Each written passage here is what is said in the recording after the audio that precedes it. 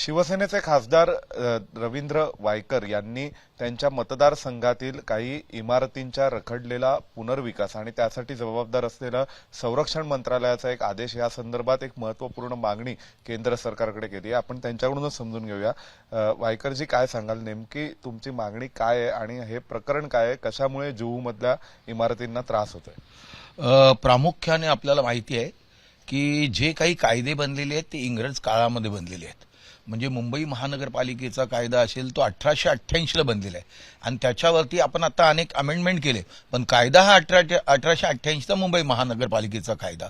तर याच्यामध्ये मुंबई महानगरपालिका चालते, नागपूर महानगरपालिका चालते। त्याच पद्धतीने हा जो विषय काढलेला आहे तो कायदा आहे 1903चा। 1903 साली ज्या कायद्याच्या अनुषंगाने वर्क ऑफ डिफेन्स ऍक्ट 1903, तर या कायद्याच्या अंतर्गत रखडलेल्या इमारतीचा पुनर्विकास त्याच्या वंचित राहिलेली ती झोपडपट्टी किंवा त्या बिल्डिंग्स याच्या संदर्भामध्ये होतं।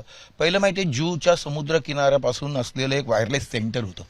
ह्या वायरलेस सेंटर हे त्यावेळेला म्हणजे त्या काळामध्ये बांधलेलं होतं आणि तो कायदा कधी आणला तर 1976 साली तो कायदा आणला। आता 1976 साली आणि स्वातंत्र्य मिळालं त्यावेळेपासून ज्या बिल्डिंग्स बांधलेल्या आहेत त्या बिल्डिंग्सला आता हा 2011 साली नियम आणखीन कठीण केला आले की 500 मीटरमध्ये तिथल्या कुठलाही डेव्हलपमेंट होता येणार नाही। त्याला 15 मीटरची फक्त हाईट दिली। आता 15 मीटरच्या हाईटमध्ये तिथलं जर डेव्हलपमेंट करायला जायचं असेल तर ते लोक करू शकत नाही। कोणतरी डेव्हलपर यायला पाहिजे, त्याला काय 2 पैसे मिळाले पाहिजे। त्यामध्ये 200 इमारती या इफेक्टेड होतात, अनेक स्लम याच्यामध्ये इफेक्टेड होतात। जी जागा वायरलेस सेंटरसाठी होती ती अक्षरशः काही नाही, तिथे लग्न कार्य होतात। म्हणजे वायरलेस सेंटरचं काही नाही। त्यावेळेला लहरी जे आहेत, तुम्हाला माहिती आहे आपला मोबाईल जो आलाय ते 1995 साली मला जुलैच्या 31च्या 95 मध्ये आला। त्याच्या अगोदर पेजर वगैरे तो आपण ज्या वेळेला ती सिस्टीम ज्या वेळेला आणली त्यावेळेला वायर नसताना कसं काय बघू शकतो, वायर नसताना कसं काय पिक्चर येऊ शकतो।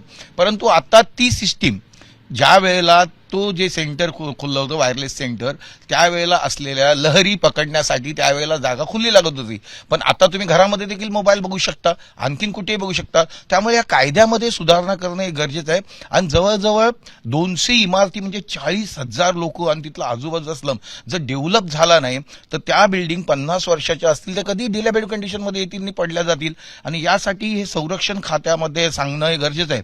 या संदर्भात मी पत्रव्यवहार शासनाशी केला, केंद्र शासनाशी केला, राजनाथ सिंग आमचे संरक्षण मंत्री आहे त्यांना जाऊन भेटलो, आमच्या मुंबईच्या मुख्यमंत्र्यांना ते पत्र दिलेलं आहे आणि काल मी सभागृहामध्ये त्याच्यावरती 0 आवर्समध्ये त्याच्यावरती माझा विचार मांडलेले आहेत आणि त्या अनुषंगाने शासनाने याची दखल घेतलेली आहे आणि लवकरच तिकडच्या लोकांचा विकास होणं, यामध्ये कायद्यामध्ये बदल करणं हे घडून येईल आणि त्या लोकांचा विकास देखील केला जाईल। वायकरजी, कधी एकेकाळी निघालेला आदेश जो आता प्रत्यक्षात त्याचा काही रिलेव्हन्स राहिलेला नाहीये, पण इतक्या वर्षात हा विषय सरकारच्या का लक्षात आला नाही किंवा अजूनपर्यंत एक साधा आदेश जर बाजूला केला गेला तर एवढ्या लोकांचा प्रश्न सुटणार आहे तर विकासाचा आणि पुनर्विकासाचा, तर मग अशा प्रकरणामध्ये अजूनपर्यंत काहीच का होत नाहीये?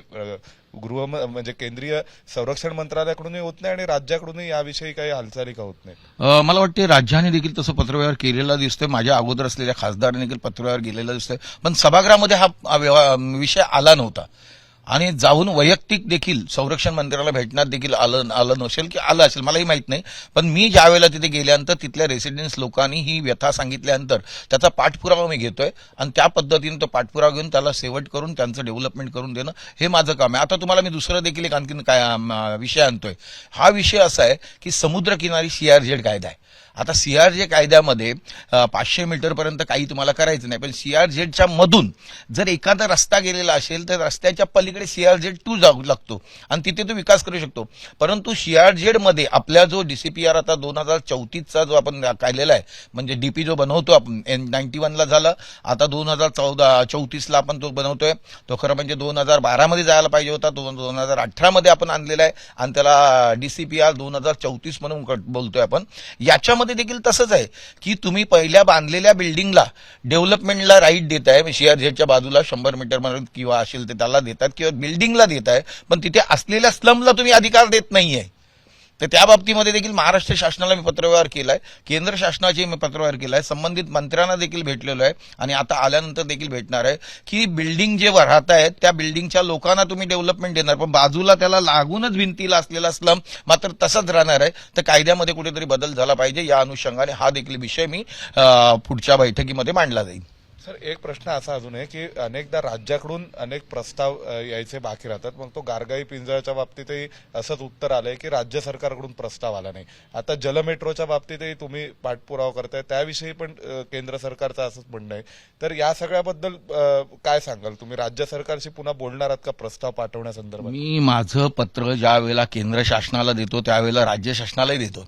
ज्या वेळेला वॉटर मेट्रोच्या बाबतीमध्ये मी कोचीला गेलो, कोचीतल्या तिथल्या अधिकारी वॉटर मेट्रोच्या लोकांना भेटलो, आमच्या कमिटीच्या चेअरमनला भेटलो, त्यांची तिथे चर्चा झाली, मी शासनाला तसा प्रस्ताव दिला आणि ती लोक येऊन शासनाला पहिली भेटून देखील गेलेली आहेत.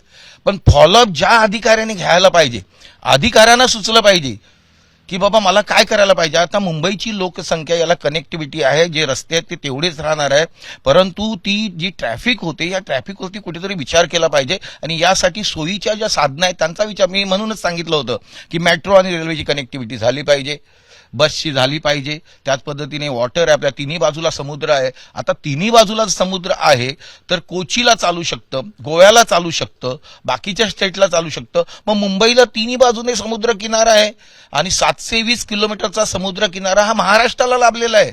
जर 720 किलोमीटरचा समुद्र किनारा जर महाराष्ट्राला लाभलेला असेल तर त्याचा उपयोग या मेट्रोच्या माध्यमातून केला तर दर दिवशी 10-20 हजार लोक जर त्या मेट्रोने प्रवास केला आणि त्याच्यामुळे काय होईल, आपल्याला त्यांचे स्टेशन करता येईल समुद्राच्या बाजूला वॉटर मेट्रोचे, तिथे नोकरी लागेल आणि बाहेरच्या बाहेर हायवेच्या या बाजूची लोक आहेत वेस्टर्न साईडची, त्या लोकांना ते सोयीचं पडेल ना. त्यामुळे तुम्हाला कम्युनिकेशन करणं हे अत्यंत गरजेचं आहे. त्यामुळे आता मी ज्यावेळेला हे केल्यानंतर महाराष्ट्र शासनाच्या माध्यमातून आलं, नाही आम्ही आता वॉटर मेट्रोची सुविधा करतो, चांगलं आहे. मी विषय काढल्याने जर तो पैसे येणार असेल तो विषय ना. गारगाई आणि पिंजाळच्या बाबतीमध्ये देखील तेच झालेलं आहे की ज्या वेळेला मी विधानसभेमध्ये देखील बोलायचो, सरकार म्हणालं होतं प्रस्ताव आला नाही, प्रस्ताव खरी येणार गोष्ट आहे खरं. आणि म्हणूनच त्या संबंधित अधिकाऱ्यांना जर मी जागा करत असेल आणि तसा आता ते निर्णय घेत असतील, परवा दिवशी तेही म्हटलं गारगाई आणि पिंजाळच्या बाबतीमध्ये शासनाने निर्णय घेतलेला आहे आणि शासन लवकर करणार आहे, तर मला खूप आनंद झाला की मी नॉक केल्यानंतर जर त्यांना जाग येणार असेल तर ते खूप चांगली गोष्ट आहे. तर अशा पद्धतीने अनेक विषय आहे की मी नॉक करत जाईन आणि महाराष्ट्र शासन ते निर्णय घेत जातील, याचा मला आनंद होईल. आणि माननीय मुख्यमंत्र्यांच्या निदर्शनाला, माननीय उपमुख्यमंत्र्यांच्या निदर्शनाला ते देखील त्याचा फॉलोअप ताबडतोब घ्यायला लागलेले आहेत आणि घेतलेलंच असेल, मी असं म्हणत नाही, घेतलेलं असेल, पण त्याला जर गती मिळत असेल माझ्या माध्यमातून, जर मी केंद्रामध्ये जाऊन ती गती देत असेल ते मला खूप आनंद वाटेल. याच्यावर बरेच लोक राजकारण करतात की प्रस्ताव पाठवत नाही राज्य सरकार, मग त्याच्यावरती राजकारण केलं जातं, त्याचं भांडवल केलं जातं, त्याऐवजी गती दिली गेली पाहिजे. असं एक आहे, इथे आल्यानंतर अनेक वेळेला उत्तरांमध्ये ज्या वेळेला मंत्री महोदय ज्या वेळेला उत्तर देतात त्यावेळेला ते नेहमी सांगतात तुमच्या राज्याकडनं हे आलं, म्हणजे आमच्या स्टेटचं नाही सांगत, अनेक स्टेटचं जे 36 राज्य आहे त्याच्या बाबतीमध्ये त्यांनी दिलेलं नाही आहे. आता पाण्याच्या बाबतीत शिवराज पाटीलना मी भेटलो, तुमच्याकडनं प्रस्तावच नाही आलाय, मग तसं पत्रव्यवहार केला आणि त्याच्यावरती एक अधिकारी नेमले गेलेले आहेत आणि ते आता प्रस्तावाचं पुनर्लोकन होत आहे, प्रस्ताव आणला जाईल. तर असे अनेक जे केंद्र शासनाच्या माध्यमातून प्रस्ताव आहेत की जे मी आणखीन पुढे पुढे आणत जाईल. मग गुंफेंच्या बाबतीतलं असेल, गुंफेच्या बाबतीतला देखील असंच आहे की त्यावेळेला हेरिटेजच्या माध्यमातून गुंफेच्या 500 मीटरच्या अंतरामध्ये काहीच बिल्डिंग करायचं नाही. आपले स्लम तर गुंफांवरती देखील वसलेले आहेत, मग त्यांचं डेव्हलपमेंट कसं होणार. त्यामुळे जोगेश्वरीच्या बाबतीमध्ये, जोगेश्वरी गुंफेच्या बाबतीमध्ये आणि अंधेरी गुंफेच्या बाबतीमध्ये देखील मी निर्णय घेतलेला आहे. आणि त्याच्यानंतर मी दिल्लीमध्ये हे करून आता त्या 100 मीटरच्या पुढे त्यांनी ते बांधकाम करावं, कारण गुंफा आहे ते अंडरग्राऊंड आहे. मोन्युमेंट दिसला नाही पाहिजे म्हणून 500 मीटरच्या अंतरापर्यंत काही काय करू नये हा कायदा आहे. पण आपल्या मोन्युमेंट म्हणजे काय, तुमच्या बाकीची मोठी इमारत असेल वगैरे ती दिसली नाही पाहिजे, पण गुंफा ह्या अंडरग्राऊंड आहेत. कारण भूमीच्या खाली मग गुंफा काही थोड्याशा वर असतील, पण त्याच्यासाठी 100 मीटरच्या ह्याच्यामध्ये दायऱ्यामध्ये पुढे राहून जर केलं तर तो देखील विषय मी त्यावेळेला मांडल्यानंतर 100 मीटर जाम आपल्या जोगेश्वरी गुंफेच्या बाजूला 100 मीटरमध्ये बांधकाम सुरू झालेलं आहे. तसंच बाकीच्या माझ्या आता अंधेरी गुंफेच्या इथं देखील मी ते करतोय की जो एरिया आहे आरजी आणि पीजीचा, तर त्याच्यामध्ये देखील कायदे नव्हते. आत्ताच्या आमच्या शासनाने ते कायदे बनवले की पहिलं आरजी पीजीवरती फक्त 15% बांधकाम करायला मिळायचं. आत्ता मात्र त्याच्यामध्ये तुम्ही 70-30 आणि 65-35 म्हणजे स्लम असेल तिथे 65-35 आणि प्रायव्हेट जर आरजीपी जे असेल त्याला 70-30 असं कायद्यामध्ये बदल केलाय. ह्या कायद्यांचा फायदा घेऊन आपल्याला आपल्या विभागाचं डेव्हलपमेंट करता येऊ शकतं. धन्यवाद सर. आपल्या सोबत होते खासदार रवींद्र वायकर, ज्यांनी म्हटलेलं आहे की प्रस्तावांच्या बाबतीमध्ये खासदारांनी केलेल्या पत्रव्यवहारानंतर गती येते आणि त्यामुळे अधिकारी हलतात, तर ती चांगली गोष्ट आहे. व्हिडिओ जर्नलिस्ट श्वेत पांडेसह सोमेश कोलगे, एबीपी माझा, नवी दिल्ली. एबीपी माझा, उघडा डोळे बघा नीट.